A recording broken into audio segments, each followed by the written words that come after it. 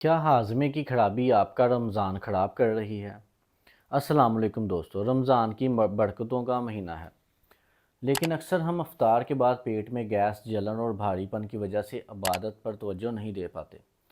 کیا آپ جانتے ہیں کہ آپ کا نظام ہضم صرف کھانا ہضم نہیں کرتا، بلکہ یہ آپ کے مدافعتی نظام، امیون سسٹم کا گڑھ بھی ہے؟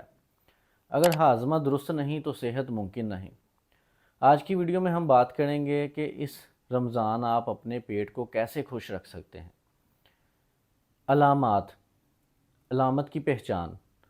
اکثر مسائل رمضان سے پہلے ہی موجود ہوتے ہیں، لیکن روزوں میں یہ شدت اختیار کر لیتے ہیں۔ اگر آپ کو کھانے کے بعد سستی ہوتی ہے، گیس بنتی ہے، قبض ہے یا جلد پر ریشز ہیں اور سر درد رہتا ہے تو سمجھ لیں کہ آپ کا معدہ آپ سے کچھ کہہ رہا ہے۔ علامات صرف معدے تک محدود نہیں، بلکہ موڈ کا خراب ہونا، یادداشت کی کمزوری بھی اس کی وجہ ہو سکتی ہے۔ حل اس کا کیا ہے؟ آزمودہ طریقے، گھبرائیں نہیں۔ کچھ سادہ تبدیلیاں آپ کا رمضان بدل سکتی ہیں۔ پانی کا درست استعمال۔ پانی صرف پیاس نہیں بجھاتا، بلکہ یہ پیٹ میں تیزاب HCl بنانے کے لیے بھی ضروری ہے۔ افطار سے سحر تک پانی کا توازن برقرار رکھیں۔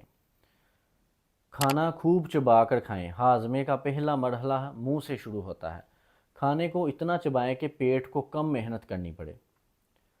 پروٹین اور کاربوہائیڈریٹس کا ملاپ۔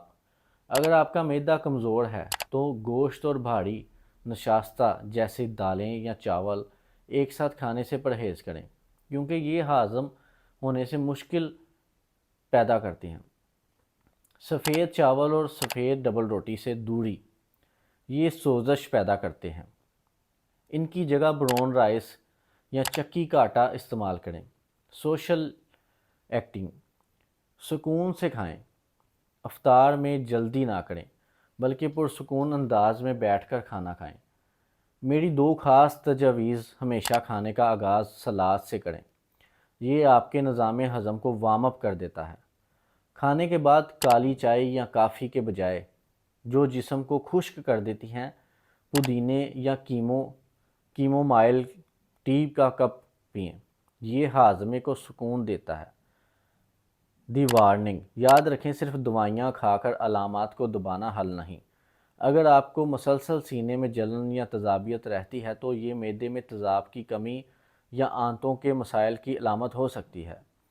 دواؤں سے مسئلے کو ماسک نہ کریں، بلکہ اپنی غذا درست کریں۔ امید ہے یہ ٹپس آپ کے لیے کارآمد ثابت ہوں گی۔ اس رمضان پیٹ کو دیں آرام اور روح کو دیں سکون۔ اگر ویڈیو پسند آئی تو لائک کریں اور اپنے دوستوں کے ساتھ شیئر کریں۔